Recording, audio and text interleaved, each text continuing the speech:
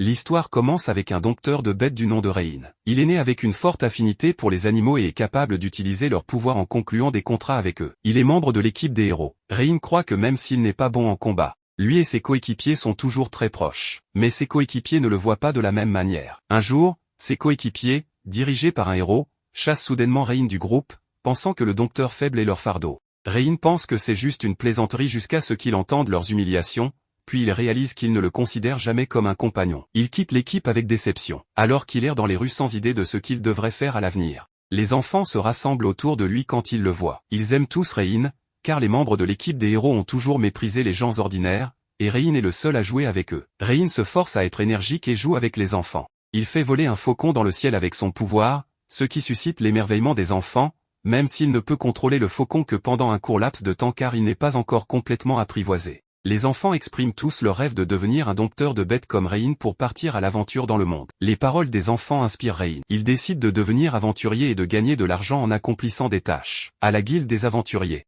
on lui informe qu'il doit passer un test pour devenir aventurier. Le test consiste à chasser des gobelins et à rassembler des herbes spécifiques. Rein passe le test. Il chasse les gobelins en contrôlant des animaux pour trouver leurs traces. Les gobelins sont des monstres de rang F. Donc même si Rein est faible en combat, il peut facilement les vaincre. Après avoir chassé suffisamment de gobelins, Rein s'apprête à récolter les herbes, mais il entend soudain un cri de fille. Il se précipite vers le bruit et trouve un monstre tigre de classe D attaquant une fille chat. Rein tente de poignarder le tigre tueur, mais le poignard se brise lorsqu'il touche la peau dure du tigre. Le tigre le remarque alors et le prend pour cible. Rein crie à la fille chat de profiter de l'occasion pour s'échapper. Mais la fille chat saute simplement dans le ciel et tue le tigre tueur d'un coup de pied alors qu'il est attiré par Rein. Rein ne s'attendait pas à ce que cette jeune fille mignonne ait un pouvoir aussi puissant. Il réalise soudain qu'il existe dans le monde des races rares qui naissent avec une force suprême, et la fille chat appartient probablement à l'une d'entre elles. À ce moment-là, la fille chat s'effondre soudainement, et Rein se précipite pour la soutenir. Il entend son estomac gargouiller et sait qu'elle a simplement faim. Rein nourrit la fille chat avec toute la nourriture qu'il a,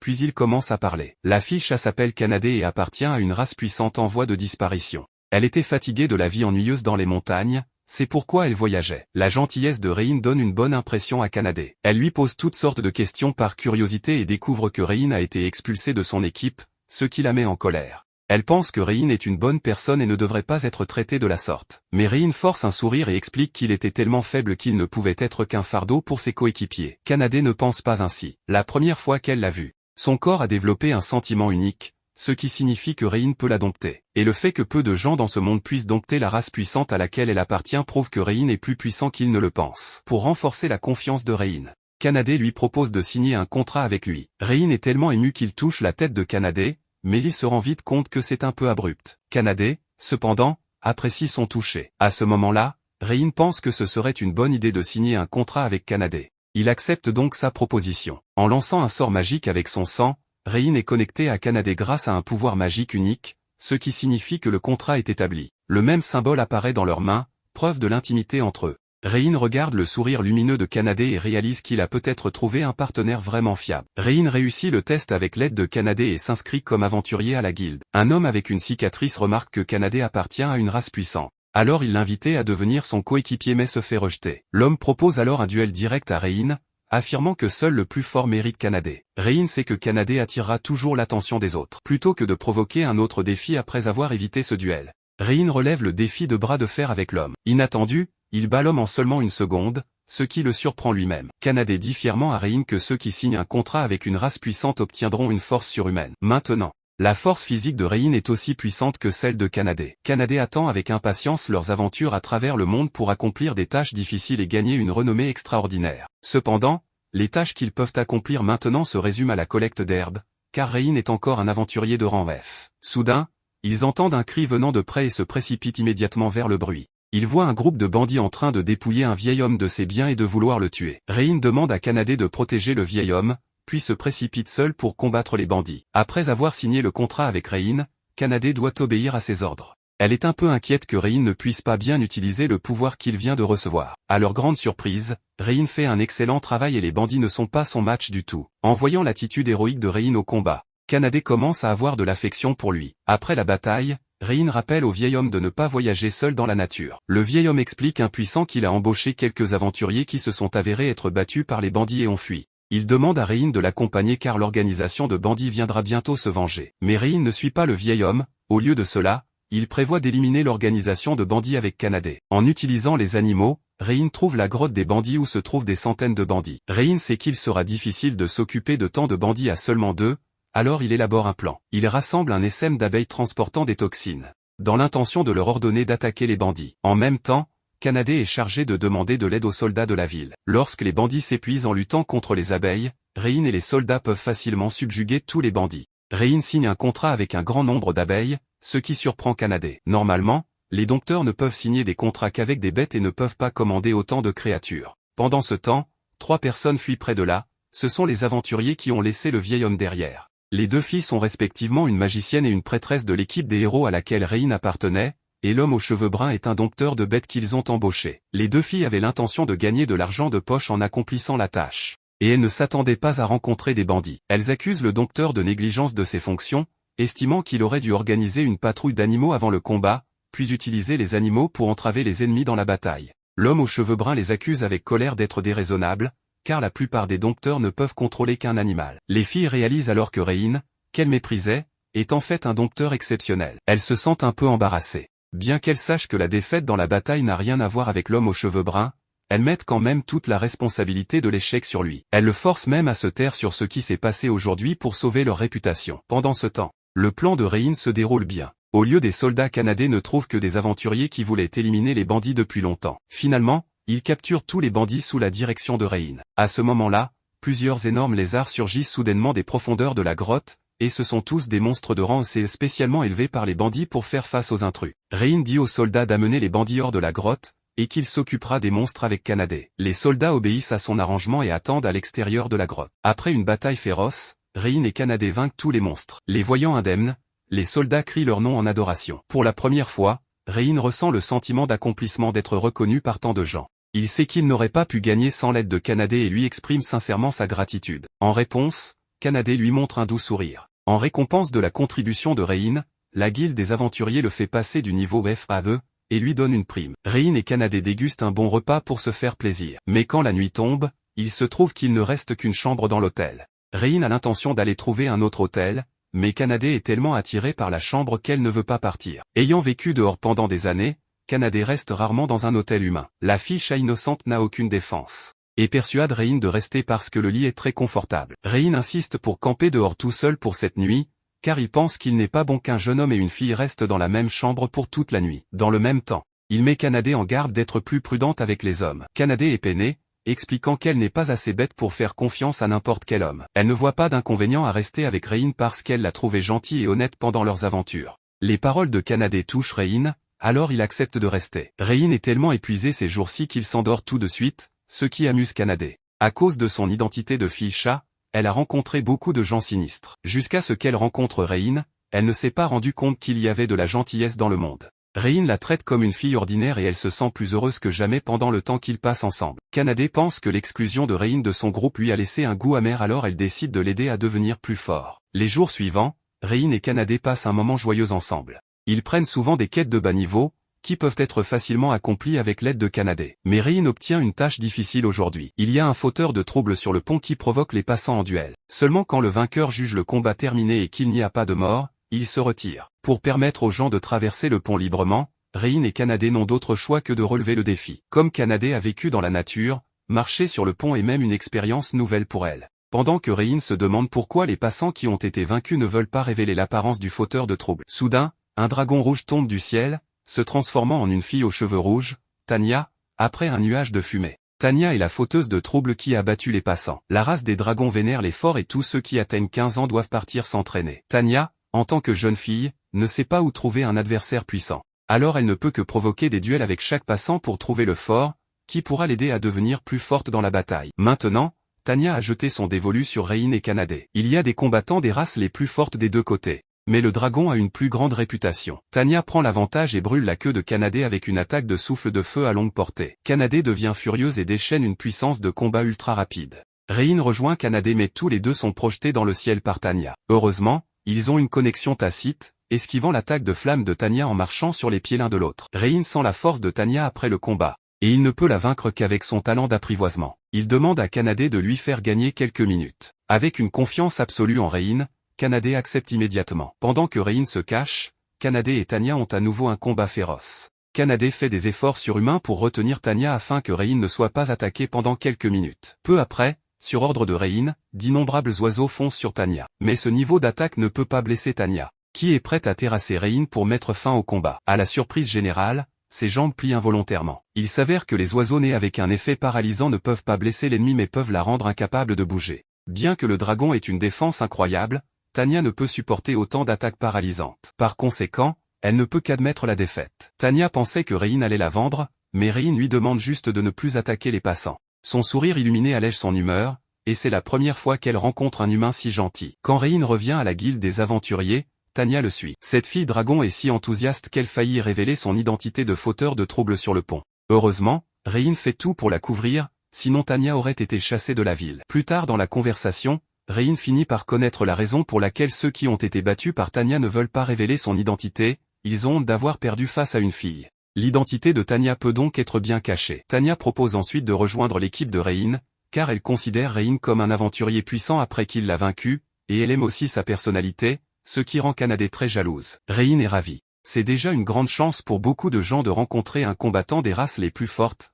mais il en a rencontré 2 depuis qu'il a quitté l'équipe. Il serait désolé de gâcher sa chance s'il ne laissait pas Tanya les rejoindre. Rein commence alors le rituel avec Tanya. Après un violent éclair de lumière, leur contrat est signé. Alors que le même symbole apparaît sur la main de Tanya, elle se sent fortement liée à Rein. L'histoire commence lorsque les champs des gens ordinaires sont endommagés par des slimes qui ont eu l'occasion de se multiplier rapidement, car les aventuriers rechignent à éliminer les slimes avec une faible rémunération. Le bienveillant dompteur Rein emmène ses 2 partenaires commencer le travail d'élimination des slimes. Kanade ne veut pas se mouiller au combat rapproché avec les slimes, et Tanya lance des boules de feu magiques qui peuvent éliminer les slimes à distance, ce qui lui permet de gagner l'admiration de Kanade. Elles sont comme les 2 épouses de Rein qui s'entendent très bien. Rein montre une nouvelle compétence dans cette bataille. Il attache une partie de son âme à l'oiseau afin qu'il puisse contrôler le corps de l'oiseau pour voler dans le ciel et trouver le lieu de rassemblement des slimes. Kanade et Tanya sont très impressionnés par la compétence de Rein, ce qui les aide à trouver les slimes très rapidement. Tanya demande à Rein d'essayer d'attaquer les slimes avec des boules de feu. Bien que Rein soit un dompteur de bêtes plutôt qu'un magicien, il peut utiliser la puissante magie de la race des dragons puisque Tanya, la fille dragon, a signé un contrat avec lui. Le clan du dragon et du chat apporte à Rein le pouvoir magique et la force physique. Rein, autrefois très faible, est devenu un guerrier puissant. Sous la direction de Tanya, Rein s'entraîne à la magie des boules de feu sur les slimes et s'adapte progressivement à son utilisation. Après avoir accompli la mission, Rein est payé une somme d'argent, qui est finalement totalement transformée en nourriture. Peut-être que plus quelqu'un est fort, plus il mange. Tanya et Kanade ont un appétit vorace. Avant que Rein ne puisse prendre une bouchée, les assiettes devant les 2 filles se sont empilées comme une colline. Après le repas, ils commencent à parler. Comme ils ne se connaissent que depuis peu de temps, Kanade et Tanya veulent en savoir plus sur Rein. Rein hésite un moment, puis parle finalement de sa vie. Il vient d'un village où les dompteurs se rassemblaient, donc il a grandi pour devenir un dompteur comme les autres. Il a eu une famille heureuse, mais un accident a détruit son village, ainsi que sa famille. En entendant cela, les 2 filles sont très tristes pour Rein et s'inquiètent de poser d'autres questions. Mais Rein ne veut pas laisser trop de secrets et d'éloignement entre les compagnons, alors il poursuit son histoire. Un jour, à l'âge de 12 ans, Rein s'est rendu dans un endroit éloigné du village pour s'entraîner à dompter les bêtes. Mais quand il est rentré chez lui le soir, il a découvert que le village était en feu. Des monstres avaient attaqué le village, et tout le monde était mort. Rein était le seul survivant. Bien qu'il n'ait que 12 ans, il a dû mener une vie difficile et indépendante. Par la suite, il a rencontré ses anciens compagnons. Le chef Ario l'a invité à rejoindre l'équipe d'aventure. Rein voulait empêcher que la tragédie de son village ne se reproduise. Il a donc accepté de les rejoindre pour découvrir qu'Ario le considérait comme un serviteur pour faire les basses besognes de l'équipe. À ce moment-là, Kanade prend la main de Rein. Elle comprend enfin que la raison pour laquelle Rein se battait si désespérément chaque fois qu'il rencontrait des monstres, c'est que le gentil garçon ne veut pas que la tragédie se reproduise. Tanya se joint également pour encourager Rein. Les 2 filles félicitent Rein puis commencent à maudire Ario parce que son équipe d'aventure a dû décliner. Leurs mots d'encouragement réchauffent le cœur de Rein. Pour la première fois, il sent que les efforts qu'il a faits sont approuvés. Après la conversation, ils se rapprochent les uns des autres, ce qui leur permet de bien coopérer dans la prochaine mission de croisade contre les demi-orques. La mauvaise nouvelle, c'est que Tanya est trop confiante après avoir facilement remporté quelques victoires. Bien que Rein l'ait averti à plusieurs reprises d'être plus prudente, Tanya ne s'en soucie pas vraiment. En conséquence, un accident se produit bientôt. Les demi-orques, bien qu'ayant une puissance de combat relativement faible, ont une intelligence de base, ce qui leur permet de jouer à faire le mort pour tendre un piège à Tanya. Heureusement, ses compagnons réagissent rapidement et la sauvent. En voyant Rein blessée, Tanya se sent coupable. Elle n'a jamais imaginé qu'en tant que fille dragon, elle impliquerait ses compagnons dans la lutte contre les demi-orques de bas niveau et les blesserait. Lorsque Tanya est sur le pont, l'esprit vagabond, elle rencontre une fille humaine. Voyant le visage pâle de Tanya, la petite fille pense qu'elle a été blessée dans la bataille. Tanya ressent à nouveau la gentillesse des humains, ce qu'elle apprécie beaucoup. Mais aujourd'hui, elle a ignoré la gentillesse de Rein à cause de sa suffisance, causant la blessure de Rein. Lorsque Rein trouve Tanya, la fille est tellement coupable qu'elle ne peut s'empêcher de pleurer. Rein la réconforte en disant que le plus important est qu'elle aille bien. Kanade accourt pour serrer Tanya dans ses bras, ce qui fait ressentir à la dragonne une puissance magique nommée amitié. La nuit, Rein emmène les deux filles à l'hôtel. Le propriétaire de l'hôtel essaie peut-être d'aider Rein à tomber amoureux, déclarant qu'il ne reste plus qu'une chambre dans l'hôtel. Par conséquent, Rein n'a pas d'autre choix que de rester avec les deux filles dans la même chambre. Tanya ne peut pas dormir parce que dès qu'elle pense à Rein, son cœur se met à battre vite. L'innocente fille réalise vaguement qu'elle est probablement amoureuse de Rein, essayant désespérément de se contrôler pour ne pas dormir avec lui. Elle borde Rein, révélant un sourire heureux. Après une bonne nuit de sommeil, ils poursuivent leur aventure. Tanya suggère qu'ils achètent un ensemble d'équipements de protection pour Rein, puisque la constitution physique des humains est relativement plus faible que celle des autres races. Cependant, la belle ambiance est interrompue par un groupe de personnes, qui s'avèrent être les anciens compagnons de Rein. Alors qu'ils changent de chemin avec les filles, le chef du groupe Arios l'interpelle et fait semblant de s'excuser. Arios est déconcerté par les deux puissantes compagnes de Rein. Il se méprend en pensant que Rein est l'esclave des deux filles. En apprenant que Rein est le maître de Kanade et Tanya, tout le groupe est choqué. Mais Arios pense bientôt à la raison de sa venue voir Rein. Son groupe a eu de gros ennuis en explorant la forêt. Ils se perdent toujours dans cette forêt enchantée. Pour explorer la forêt plus longtemps, Arios propose que Rein rejoigne le groupe pour aider à contrôler les animaux afin d'explorer la forêt et de porter des fournitures. Arios et ses compagnons sont tellement sans gêne. Ils demandent de l'aide, mais la façon dont ils le font ressemble à un cadeau pour Rein. Rein les rejette de manière décisive. Pour convaincre Rein, le groupe révèle un énorme secret. Au fond de la forêt se cache un trésor appelé le bouclier de vérité, qui est essentiel pour combattre le roi démon. Si le roi démon ne peut être vaincu, l'armée de monstres envahira le monde des humains. Comme je l'ai mentionné précédemment, la ville natale de Rein a été détruite par des monstres, et sa famille est morte dans cet accident. Rein ne peut supporter de voir d'autres souffrir du même malheur. Il y réfléchit longuement, et finit par accepter de rejoindre le groupe d'Arios pour le bien des humains innocents. Au lieu de remercier Rein, le groupe lui reproche d'avoir fait perdre leur temps en hésitant si longtemps. C'est alors que Tanya et Kanade n'en peuvent plus, proposant que le groupe s'excuse d'avoir envoyé Rein plus tôt. Et Tanya demande à tout le groupe de s'agenouiller. Bien que dépourvus de puissance, les membres du groupe ont une haute estime d'eux-mêmes. Arios ordonne avec colère à Rein de surveiller ses deux animaux de compagnie. L'homme lubrique Arios devient plus grossier, affirmant que Tanya et Kanade sont des jouets avec lesquels Rein doit dormir. Il se moque de Rein qui est en chaleur avec des animaux, pour finalement être frappé par Rein. Arios ne peut accepter qu'une leçon lui soit enseignée par un faible dompteur, et ses compagnons sont très choqués. Rein prévient Arios que quiconque osera insulter Kanade et Tanya sera définitivement repris par son poing. Arios décide alors de mettre les deux parties dans une bataille pour voir qui est qualifié pour enseigner aux autres. Dans ce duel, Tanya affronte la magicienne et la prêtresse du groupe tandis que Rein affronte Arios. L'adversaire de Kanade est le guerrier chauve Agathe. Le puissant guerrier Agathe méprise la frêle Kanade et paie bientôt pour son arrogance. Les attaques de Kanade combinent vitesse et puissance, écrasant Agathe et ne lui laissant jamais une chance de riposter. Se sentant humilié, Agathe contre-attaque pendant que Kanade arrête temporairement ses attaques. Mais Kanade bloque nonchalamment les puissantes attaques d'Agathe. Agathe décide alors d'utiliser toute sa force pour gagner cette bataille. Cependant, les prochains mots de Kanade mettent Agathe en panique. Cette fiche vient d'utiliser seulement 20% de sa force. Perdant toute confiance, Agathe est tellement effrayée qu'il ne fait même pas de blocage, se fait botter par Kanade et tombe dans le coma. Pendant ce temps, sur le champ de bataille de Tanya, la prêtresse Mina a à la fois des sorts d'attaque et d'assistance tandis que la magicienne Léane maîtrise plus d'un millier de sorts. Cependant, en claquant simplement des doigts, Tanya bloque leur attaque confiante. Mina et Léane attaquent à nouveau mais sont facilement désamorcées par Tanya. La fille dragon Tanya maîtrise des sorts avancés, et elle peut analyser de quels éléments est fait le sort de l'ennemi, utilisant ainsi des éléments limitants pour contrer directement le sort. Mina et Léane n'admettent pas la défaite et continuent de lancer plus d'attaques. Mais Tanya reste immobile et claque des doigts, déjouant toutes les attaques de Mina et Léane. Tanya, qui a le dessus, décide de vaincre ses adversaires avec un avantage absolu pour aider Rein à se venger. Alors que Tanya s'apprête à lancer le plus haut niveau de magie, des nuages sombres bloquent le ciel sous l'influence de sa magie. Immédiatement après, les lumières éblouissantes percent les nuages, et d'innombrables matrices magiques apparaissent dans le ciel. Mina et Léane, qui étaient très fiers, sont maintenant effrayées. Voyant leur mort imminent, elles supplient rapidement et s'excusent auprès de Tanya, qui arrête le sort au tout dernier moment. Cette gentille fille dragon ne veut tuer personne. Elle veut juste effrayer les arrogantes Mina et Léane pour Rein. Arios et Rein sont les derniers à s'affronter en duel. Arios est tellement stupide que jusqu'à présent, qu'il considère toujours Rein comme un faible dompteur. Arios ne réfléchit évidemment pas, sinon il aurait remarqué que si Rein était vraiment faible, il n'aurait pas pu soumettre de puissantes compagnes. La sous-estimation de l'ennemi par Arios semble destiner sa défaite. Maintenant, Rein a reçu les compétences additionnelles de la tribu du chat, donc ses attributs ne sont pas inférieurs à ceux du héros Arios. Couplé à son entraînement acharné, la capacité de combat réel de Rein est devenue assez forte. Une autre raison pour laquelle Rein est destiné à gagner est qu'il est plus attentif qu'Arios. Rein a toujours fait attention aux habitudes de combat de ses compagnons, ce qui lui permet de savoir très bien comment Arios utilisera son épée. Arios refuse de perdre ainsi, alors il décide d'attaquer Rein par magie. En tant que héros, Arios excelle dans les attaques physiques et magie. Cependant, la magie de haut niveau d'Arios est neutralisée par la magie de bas niveau de Rein. C'est parce que Kanade a donné à Rein une augmentation des statistiques physiques tandis que Tanya a aidé Rein à gagner des attributs magiques supplémentaires. Au moment où Arios s'apprête à lancer une nouvelle attaque, il se retrouve incapable de bouger. Il s'avère que Rein a contrôlé une abeille à proximité pour s'infiltrer vers Arios pendant le combat. À ce moment, Arios craint d'être battu par Rein, alors il abandonne la fierté du héros et essaie de supplier. Le héros autrefois puissant est maintenant un loser piétiné sous les pieds de Rein. Rein et ses deux amis ont remporté une victoire parfaite.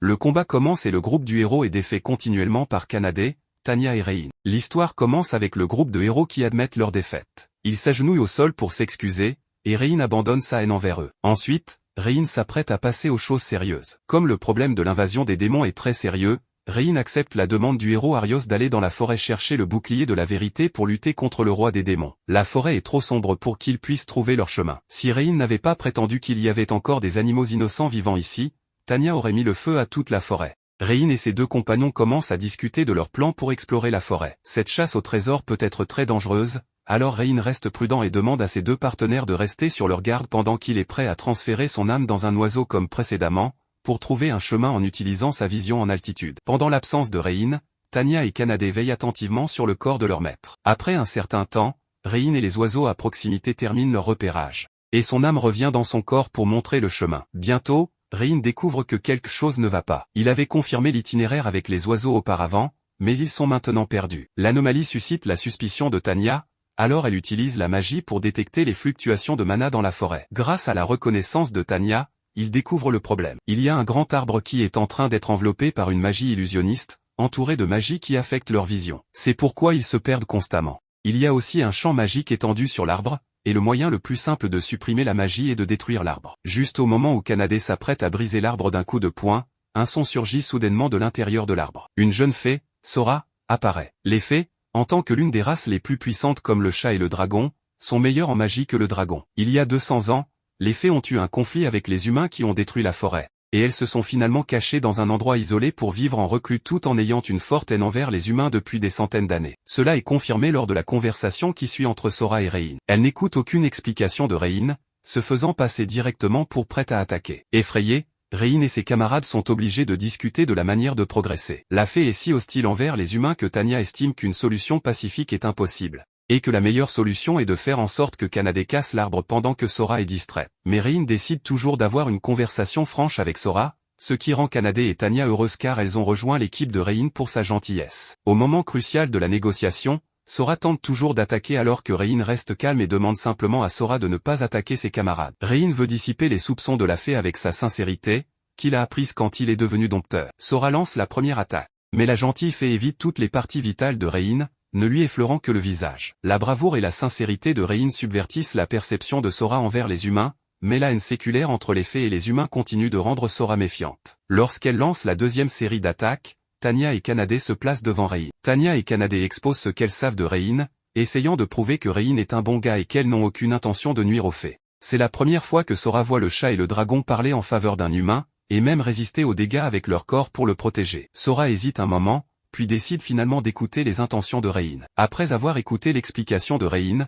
Sora réalise enfin que Rein et ses camarades sont venus dans la forêt pour prendre le bouclier de la vérité contre le roi des démons. Sora révèle qu'elle a jeté un sort d'illusion pour protéger le territoire des fées, et qu'elle ne peut pas laisser Rein aller plus loin dans la forêt. Mais la bonne nouvelle, c'est que le bouclier de la vérité a toujours été gardé par les fées. Sora lance alors un sort de téléportation pour obtenir le bouclier de la vérité et le donner à Rein. Les fées et l'ancien héros ont convenu que lorsque la race humaine aura besoin de faire face au roi des démons, les fées devront remettre le bouclier. Rein remarque que Sora semble mentionner le démon avec colère et haine, alors au lieu de partir directement après avoir accompli la tâche, il demande gentiment à Sora quels sont ses soucis. Sora garde le silence car elle ne veut pas mettre Rein en danger. Ce n'est que lorsque Kanade dit à Sora que leur équipe est suffisamment puissante que Sora rassemble le courage de parler de ses soucis. Elle a une sœur jumelle, Luna, et toutes les deux maintiennent la barrière du royaume des fées. Grâce à leur compagnie mutuelle, ce travail monotone devient beaucoup plus intéressant. Mais un jour, lorsqu'elles sont sorties pour faire des courses, elles ont rencontré le monstre chevalier des ombres. Pour protéger Sora,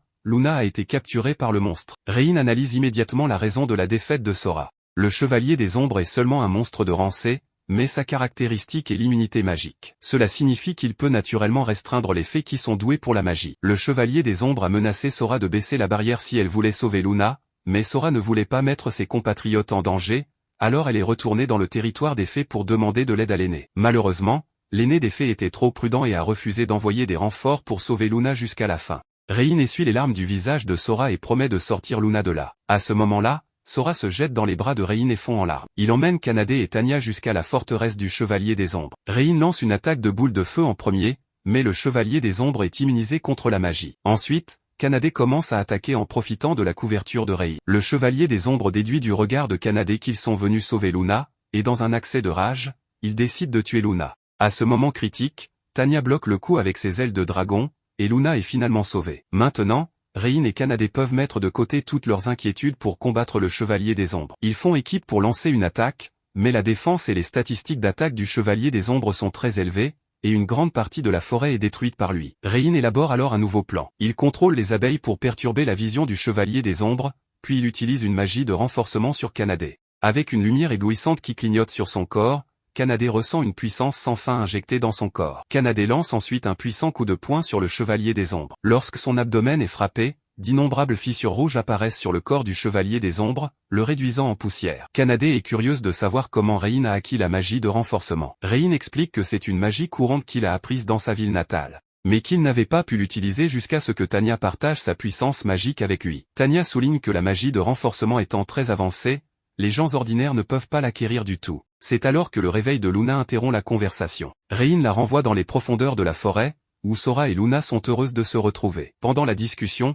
Rein découvre que bien que Luna et Sora soient jumelles, leur personnalité est complètement différente. Sora est stable tandis que Luna aime faire des blagues et devient rapidement familière avec Rein. Ensuite, les sœurs fées abordent un sujet sérieux. Elles sont déçues par les fées qui n'ont pas voulu sauver Luna, mais elles ne savent pas où aller d'autre. Rein les met en garde contre les humains et les monstres à l'extérieur, tandis que la joyeuse fille Kanade propose de laisser les jumelles rejoindre leur équipe. Rein craint que le conflit entre les fées et les humains n'ennuie Sora, mais en réalité, après le sauvetage, il a complètement gagné la confiance des deux fées, qui acceptent de signer un contrat avec Rein. Cependant, Rein rencontre bientôt un autre problème. Comme il existe différentes façons de signer des contrats avec différentes races, il n'a jamais appris à signer un contrat avec une fée. Kanade et Tanya pensent que Rein est un excellent dompteur et qu'il doit y avoir un moyen de signer un contrat avec les fées. Leur encouragement donne confiance à Rein. Rein mord alors son doigt pour former un réseau magique sur sa paume. Il se concentre tellement pour ne pas décevoir les jumelles. Bientôt, Rein commence la première série d'essais, qui se passe de manière inattendue sans accident. Rein parvient à signer le contrat avec les deux fées en une seule fois. C'est la première fois que Rein signe un contrat avec deux partenaires en même temps. Cela lui coûte tellement d'énergie qu'il est presque sur le point de s'évanouir. Mais cela en vaut la peine. La tâche est accomplie avec succès, et Rein remet le bouclier de la vérité au héros Arios, qui ne croit pas que le dompteur faible puisse accomplir la tâche qu'il a échoué. Par conséquent, Mina, la prêtresse de l'équipe d'Arios, utilise la magie pour identifier le bouclier, pour finalement obtenir un résultat surprenant. Rein a vraiment obtenu le bouclier de la vérité. Rein ne veut rien avoir à faire avec ces gens. Mais alors qu'il prend la récompense préalablement convenue de la tâche d'Arios et s'apprête à partir, Agathe l'arrête. Malgré les objections d'Arios, Agathe veut inviter Rein à rejoindre l'équipe, tandis que Mina et Lynn acceptent à contre-cœur de compromettre et d'accepter Rein. Leur attitude agace Rein. Le groupe de héros est toujours si arrogant qu'il n'a aucun sens des excuses pour le passé. Finalement, Rein décline l'invitation d'Agathe. Ce qui lui importe vraiment, ce ne sont pas la gloire et la richesse obtenues après avoir vaincu le roi des démons, mais les camarades adorables et gentils à ses côtés. Les autres membres de l'équipe sont simplement contrariés par Rein, mais Arios a l'idée de tuer Rein, car il ne peut accepter d'avoir perdu face au dompteur qu'il méprisait le plus. Inconscient de cela, Rein est la cible d'Arios. Lorsqu'il parle à l'ombre d'un arbre, ils font une découverte surprenante. Dans la légende, il y a de nombreuses années, le premier héros a injecté le sang des dieux dans son corps, et finalement vaincu le roi des démons et sauvé l'humanité. La plus grande différence entre le héros et les personnes ordinaires est qu'il n'y a pas de limite à la puissance du héros. Plus ils discutent, plus ils ont l'impression que Rein est très similaire au héros, car il a non seulement signé des contrats avec des créatures des races les plus puissantes, mais sa force a également brisé les limites encore et encore, bien au-delà des humains ordinaires. Kanade suit le mouvement, croyant que tant que Rein trouve quelques créatures parmi les plus puissantes pour signer des contrats, il sera certainement capable de combattre directement l'armée du roi des démons. Tous les compagnons de Rein pensent qu'Arios ne peut pas assumer la responsabilité de faire face au roi des démons, et leurs conseils font douter Rein. Ils décident de réfléchir à la faisabilité de faire face au roi des démons lui-même, ce qui booste le moral de ses partenaires pendant un certain temps. Et voici la partie amusante. Comme il n'y a qu'une chambre vacante à chaque fois qu'il séjourne à l'hôtel, Rein ne peut dormir qu'avec les 4 filles qui dorment négligemment. Maintenant que Rein a une paire de jumelles fées dans son équipe, il doit dissimuler l'identité des 2 filles chaque jour. Les 2 filles fées sont très nerveuses dans la ville humaine, craignant d'être prises comme animaux de compagnie. Jusqu'à ce qu'elles voient que Tanya et Kanade peuvent facilement s'entendre avec les humains, la tension dans leur cœur diminue enfin. À ce moment-là, plusieurs enfants humains viennent discuter avec les jumelles fées, qu'ils considèrent également comme les épouses de Rein. Les jumelles commencent progressivement à croire qu'il y a beaucoup de bons humains dans ce monde en plus de Rein. Bientôt, le groupe arrive dans la meilleure boutique d'armes de la ville, tenue par un nain nommé Gantz, qui fait une première impression désagréable, ce qui crée une atmosphère tendue lors du choix des armes. Seule la joyeuse fée Luna est toujours très énergique. Elle suggère que Rein, en tant que dompteur, devrait acheter des fouets pour apprivoiser les animaux, et fantasme sur l'image impure d'eux se faisant fouetter par Rein. En conséquence, elle est sévèrement réprimandée par sa sœur Sora. Lors du processus de sélection, Rein constate que les armes ici sont belles mais peu pratiques. C'est alors qu'un aventurier vient acheter une arme. Il ne cesse de montrer sa richesse, alors Gantz lui vend une magnifique épée longue. Après le départ de l'aventurier,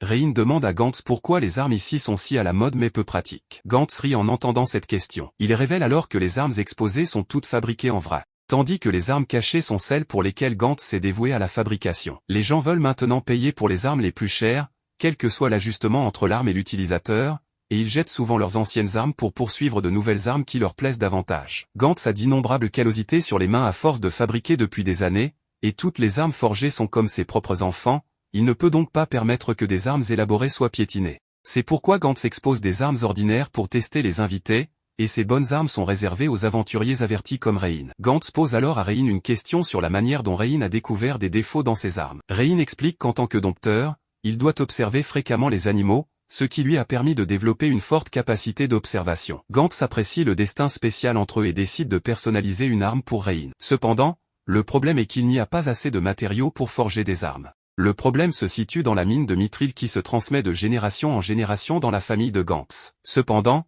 il n'y a soudainement plus de minerai de mithril. En général, il est supposé y avoir un processus pour qu'un minerai soit épuisé, donc Rein soupçonne que quelqu'un vole du minerai de mithril. Pour ses propres armes et pour aider Gantz, Rein prend en charge la tâche d'enquêter sur la mine de mithril. Lorsque Rein et ses compagnons se rendent à la guilde des aventuriers pour faire leur rapport, ils apprennent que le héros Arios recrute du personnel auxiliaire, et de nombreuses personnes se précipitent pour s'inscrire pour la gloire et la fortune. Rein a une bonne mentalité et ne s'énerve pas que celui qu'il méprise, Arios, fasse mieux. À ce moment-là, Nathalie, la réceptionniste de la guilde, est curieuse de l'identité des jumelles fées, et la jeune joueuse Luna induit délibérément Nathalie en erreur en lui faisant croire qu'elles sont les épouses de Rein. Rein sort alors le dossier de la mission pour changer de sujet. Après avoir fait leur rapport à la guilde, Rein et son équipe se mettent immédiatement en route pour la mine de mithril. Les fées sont douées pour la magie mais ont une condition physique médiocre, si bien que les jumelles manquent de mourir en escaladant la montagne. En chemin, elles tombent sur un lac, où les filles décident de se baigner et de se reposer. Kanade commence à se déshabiller devant Rein, ce qui l'effraie et il se cache rapidement. Alors que les filles prennent un bain dans le lac, Luna et Sora regardent Kanade et Tanya tout le temps, car elles envient leur belle silhouette et essaient de leur demander comment avoir un corps aussi beau. À ce moment-là, Kanade est attaquée par derrière, et son cri attire Rein. Mais il s'avère qu'elle a été simplement mordue par un poisson. À cause de cet accident, Rein a eu un coup d'œil. Il s'excuse sincèrement auprès des filles par la suite, mais les filles ont toujours aimé Rein et cela ne les dérange pas du tout. Après cela, ils reprennent la route. Comme prévu, quelqu'un vole le mithril dans la mine. Tanya et Kanade battent facilement les 2 voleurs. Rein leur demande d'être prudents, car les oiseaux dans le ciel sont très anormaux depuis qu'ils sont apparus. Rein soupçonne qu'un dompteur qui contrôle les oiseaux dans la mine les a découverts.